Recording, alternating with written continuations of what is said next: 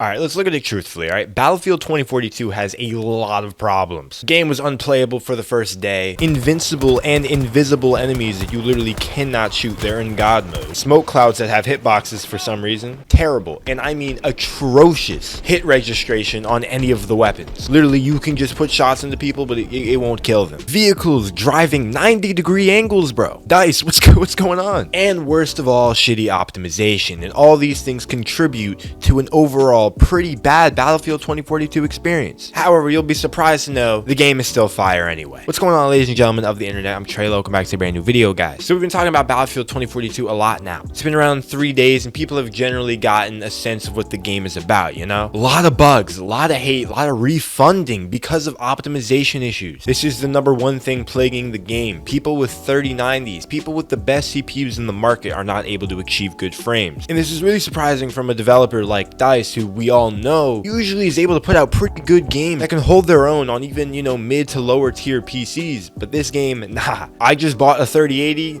and I can't run the game. Think about how I'm feeling right now. A lot of bugs. Whew.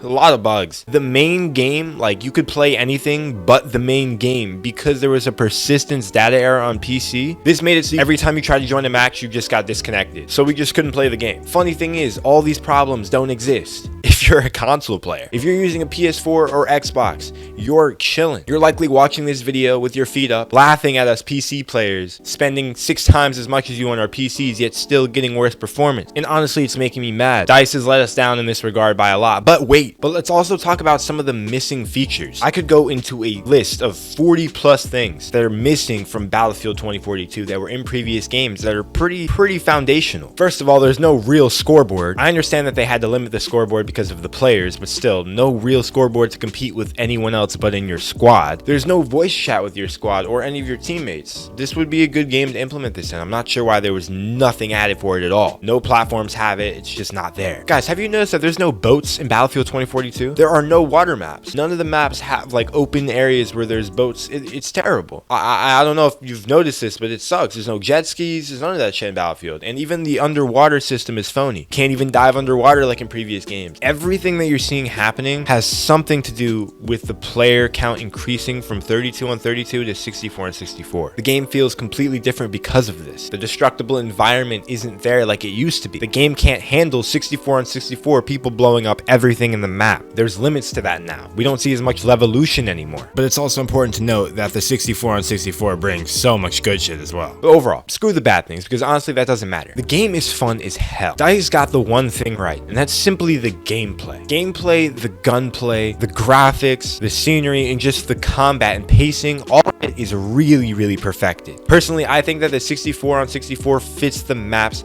perfectly. People are saying that it feels like you're alone in the battlefield, but I don't feel like that at all. Maybe because I only play the wingsuit operator, but it doesn't matter. I'm sad that there's only 22 weapons, but there will be more. And so far, the weapons that we have, all the different classes of weapons feel different. Each weapon really feels different. That's hard to do on PC sometimes. The sniping is really good. It feels closer to the Battlefields back towards Bad Company 2 and 3, which I like. It's a good feel. The portal mode is crazy. This literally is a remastered version of Battlefield 3 and Bad Company 2 and World War 2. If you like any of those games, come back and portal mode's there for you. It's remastered and better than ever. We can see them adding games like Battlefield 1 and Battlefield Hardline into portal mode in the future. And personally, I don't think the specialist system deteriorates, you know, the infantry combat at all. I thought it would, but the abilities aren't as invasive as I thought they were going to be. Yeah, they're the stronger characters, but we'll see how that plays out in like a month from now. Getting kills is so satisfying and the game flow is so smooth. Once I get good frames, the game will be addicting as hell. Just has good combat and it's a well-made game. Give the game 2 weeks to get grounded before you take any real opinions into accounting. The game is fun and it's just on the edge of being great. But there will have to be some changes that DICE makes. Hit registration has to be fixed,